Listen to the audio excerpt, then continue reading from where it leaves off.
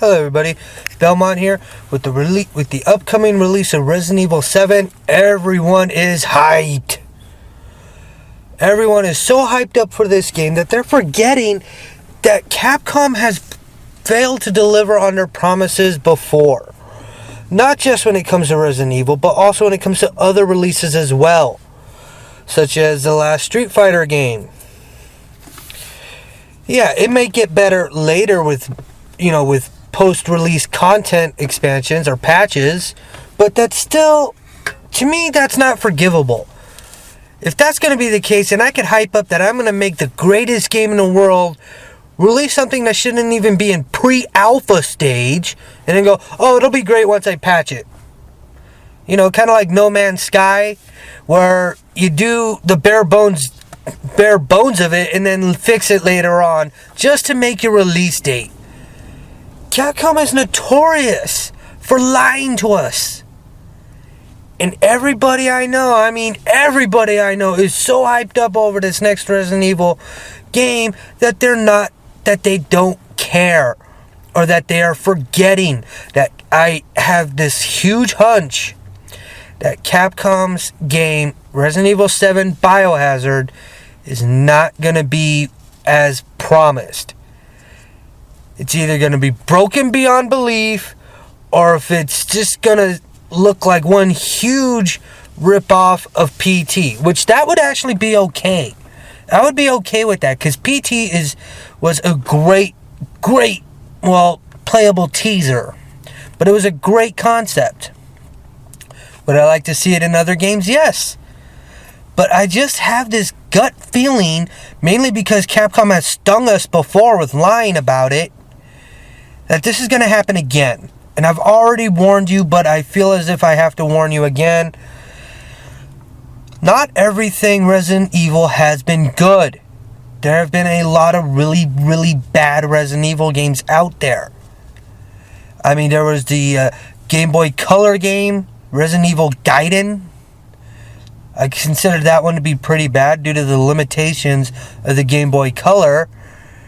And what other ones? Oh yeah, Operation Raccoon City. That was a pretty terrible one. And what came after that?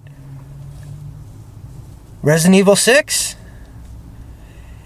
After they said Resident Evil 6 is going to be, they promised that one was going to be the return to the Resident Evil genre that we all like, the survival horror, what we expect in a horror game. We expect it in a horror game. Not just an action-packed game like Resident Evil 6 is. Problem is, with Resident Evil 6, it looked like they were trying to make everybody happy all at the same time. When you do that, it results in nobody being happy. And I would love for me to be proven wrong on this Resident Evil game. I would love for it to actually be the return to horror. And people might say, oh, well, Revelations and Revelations 2 wasn't bad. In my opinion, Revelations 2 wasn't all that great. I mean, the episodic release format ruined the pacing of the game, not to mention constantly backtracking. To me, that just shows lazy level design, lazy gameplay design. They just kind of went, bop, here you go. And everybody's saying, well, play the demo. I have played the demo. And from what I've seen of it, to me, it's a type of tech demo, is what it is. It's showing you what it's capable of, not necessarily what's in the game. Every demo does that. So it may not be there. It may not have that puzzle solving. It may not have that, that empty feeling that you get, that feeling of dread that brings about the true horror. And everybody's rushing out to get the pre-order right now, get the pre-order. Why? Capcom has stung us before on bad Resident Evil games. What's going to make people think they're not going to do it again? I mean, they're getting their pre-orders in, they're getting their money. So once they got the money, they don't care about the last second glitches that may occur, that may wind up being game-breaking glitches that may happen. They're not going to care about that. They'll just say, we'll release it later. Just get the bare bone thingy out right now. Never mind what's coming in later. I'm telling everybody right now, if you have not pre-ordered Resident Evil 7 Biohazard, in my opinion, don't. Is that statue, the little figurine that you'll probably get with the pre-order package that you pay $100 for, is that little statue going to be worth it? You know, it's the same type of statue you could get on eBay a week later for like $10. Oh, but it's going to have, you know, DLC and this and that advanced early. Yeah, okay, so you get to play with a new gun earlier. So you get a new level a couple days earlier. And you know what? That might not even be a thing. The DLC could just be like another little side story that it takes them a couple months to develop. And there you go. You still have to wait the same amount of time. You might as well have just wait for it to get on the used market, on the used shelves, which usually take about a week at the most, and pick it up for about maybe half the price. Save yourself some money.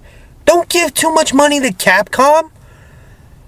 They've taken money out of our wallets long enough. And they're going to keep on doing this. And if you want to mention Revelation saying that was a true return to horror, well, I might direct you to the latest game. I believe Umbrella Corps came out after Revelations 2. But if you look at Umbrella Corps and look at Operation Raccoon City, there's a little bit of coincidences with their releases and the upcoming release of their horror game. Or quote-unquote horror game. Raccoon City came out, and then Resident Evil 6 came out. Umbrella Corps came out. Resident Evil 7's coming out. Is Resident Evil 7 going to be a lot like Resident Evil 6? Honestly, it might be. It might wind up turning into that. A lot of people are also saying that it's going to have a lot, looks like, excuse me for 1 minute. There we go. Sorry, I had a phone call. But, that it looks a lot like Outlast. Which, that's fine, but I want to see something a little bit unique. But I still want to see true horror. What made the Resident Evil games so great, at least the first one, was limited ammunition. Like, you didn't know when your next rounds were going to come from. And you always wanted to keep those things handy when it comes to having extra ammunition. Because you never knew when a hunter was just going to pop up out of nowhere. And if you don't get rid of those things ASAP, then you'll be in for one heck of a ride. Well, until you got good enough to the point where you can knife everybody with it. But I'm going to be doing several specials on Resident Evil throughout until its release date. This is the third time that I've talked about Resident Evil, or I should say about Resident Evil 7.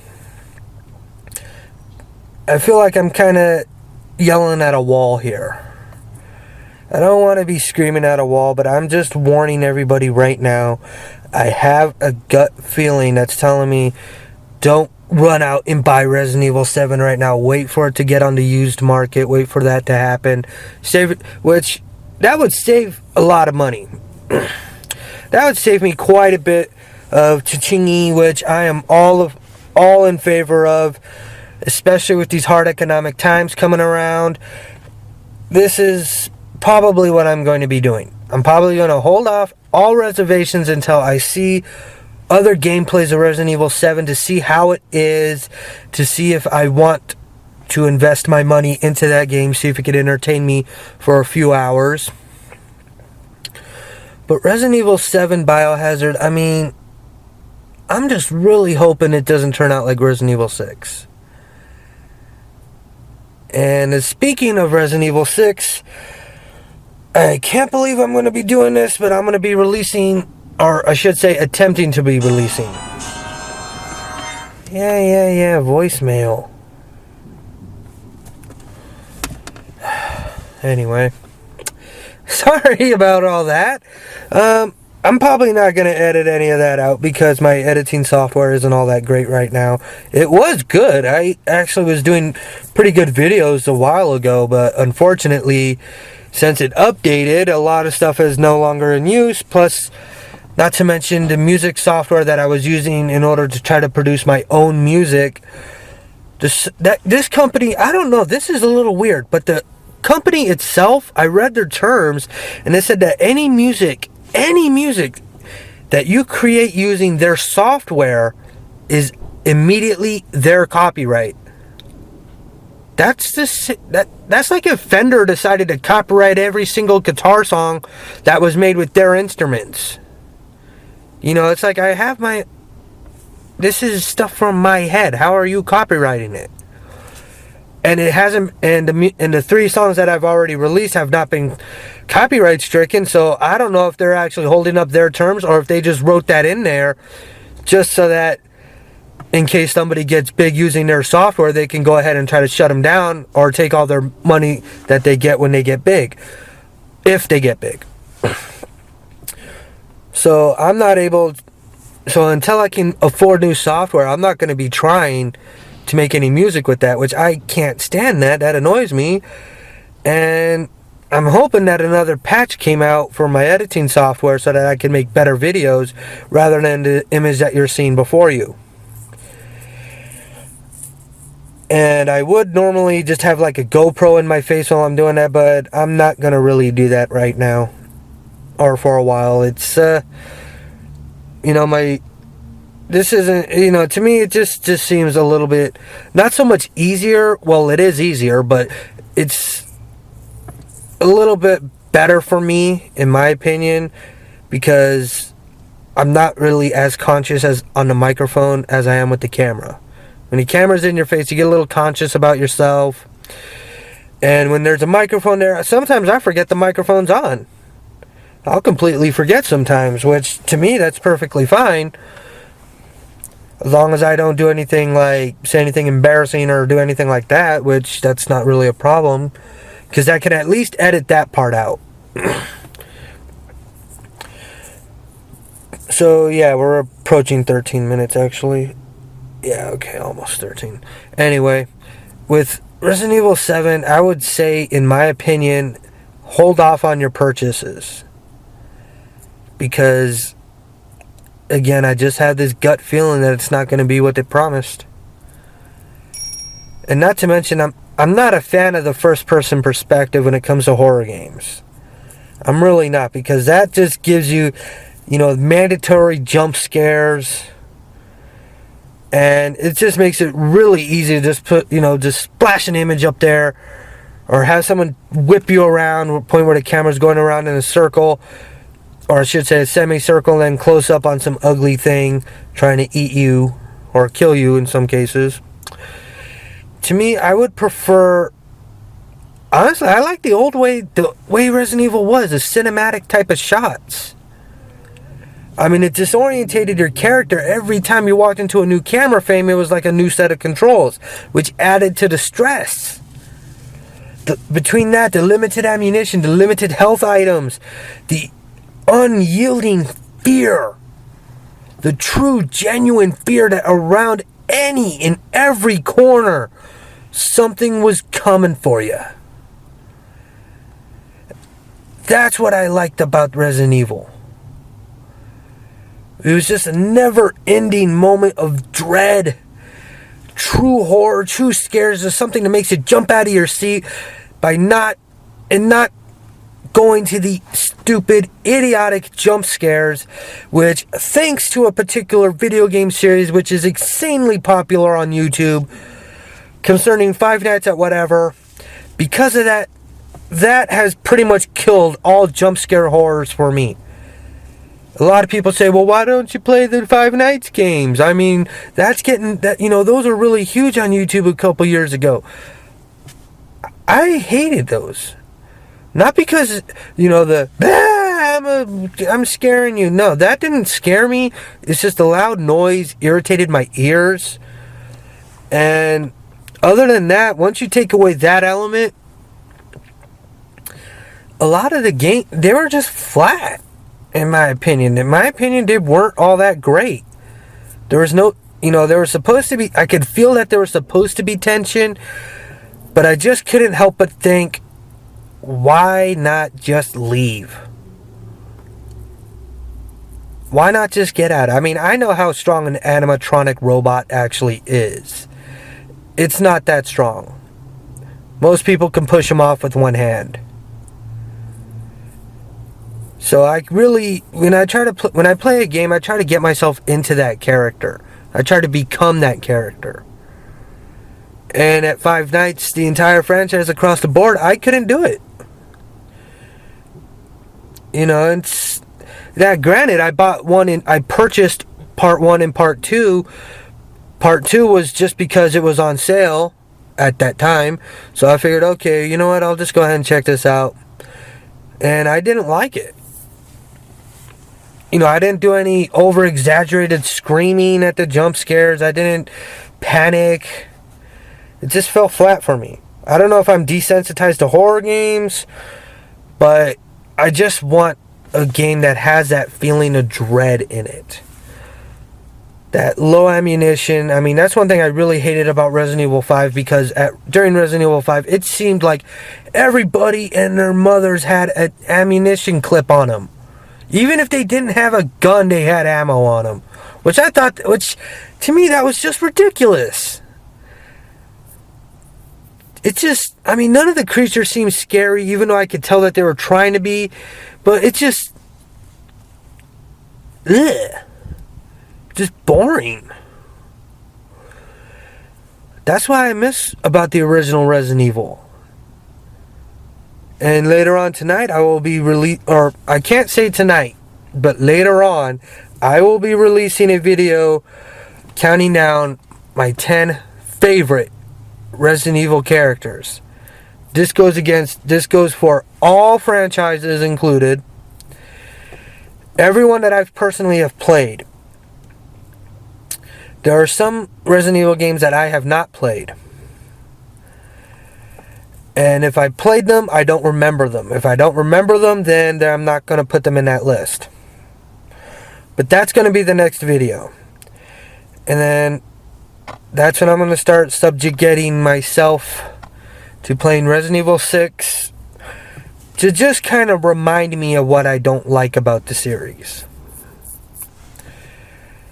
And who knows, maybe revisiting it, maybe I might find something I like about it. I highly doubt it, but maybe. Because again, after I finished Resident Evil 6, I just went, well, that was an action-packed thing that should not have been action-packed. If you're going to make an action game, make an action game. If you're going to make a scary game, go to true terror, true horror.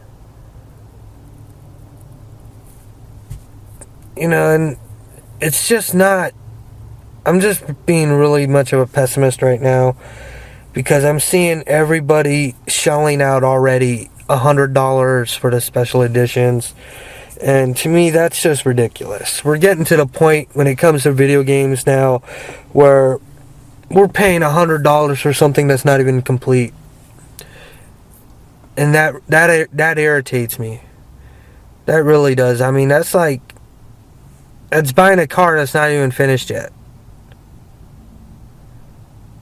The best thing to do is just, for all video game companies, what I would love for them to do, which I really don't see this happening anytime in the future, is finish your game before the release date. There is one game that I heard about that I pre-ordered, and I've already talked about this, but this is something that I love the fact of what they did. They realized that this game was not finished yet and pushed back the release date. That, to me, was awesome. Yeah, I have to wait a little bit longer to get this game, but I'm okay with that. If you pushed it back because you found something in it that you didn't want in it and you want to get rid of it, you want to crisp it up a little bit, you want to make it better, then by all means, do it. Don't just wait and then release it through a DLC patch. Because you'd be surprised how many people would stop playing your game if it has a game-breaking glitch in it, and they pop it in on the first day and it winds up going patookie, winds up going out. They're not going to put it back in. They're going to say, that was money wasted. They're going to take that game and they're actually going to probably march it right back to the game store and say, nope, this game's flat out broken. I want my money back, or I want credit towards another game. And I think if that happens with Resident Evil 7, I can guarantee you Resident Evil 8 would be the one that everybody's going to be skeptical about. It should be this coming one, but I've seen so many people already buy it, and it's just ridiculous. I mean, there's people that are just getting nuts over this. And there's no reason for it, because I have a feeling that Capcom is going to say, well, due to blah, blah, blah, and yakety schmackety, we're just going to, okay, here you go. Thank you for your money. I mean, Capcom's almost as bad as what Konami is now, when it comes to that aspect. When it comes to the cash grabs. And that irritates the living daylights out of me, that these companies, I grew up with Capcom and Konami, and I loved them both. I mean, Capcom had some great games on the NES system. The original DuckTales platformer, Chip 'n Dale Rescue Rangers. You know, those games were terrific. They were great. They were awesome. Let alone, you know, all the other games that both of those companies have done. It has been absolutely fantastic. But unfortunately, as of the past few years, yes, years, multiple, it has just been one train wreck after the other.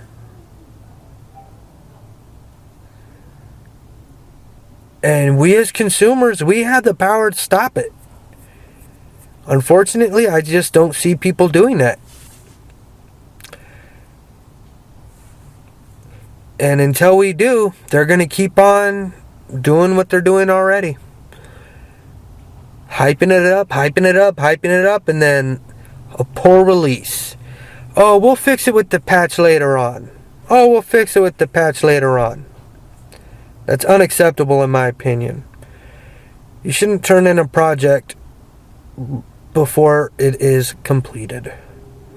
Anybody that works at these type of jobs where you have to send a proposal out to a client or anything like that, you guys know, or guys and women, you know that it has to be done before you send it out. It's simple protocol. And Capcom and Konami both haven't done it. They've just said, well, we're just going to do whatever we want to do. As long as we get your money, who cares, right? And everybody keeps giving them money. It's confusing. Alright, well, I've talked about this subject for far too long. I got to go inside and get my list going for the next video. And then after I get all that done, I dive into that terrible game, and hopefully, if no copyrights or anything like that pop up, hopefully you'll be able to share my journey into Resident Evil 6 as I revisit it. Thank you very much for your time. See you later. Bye bye.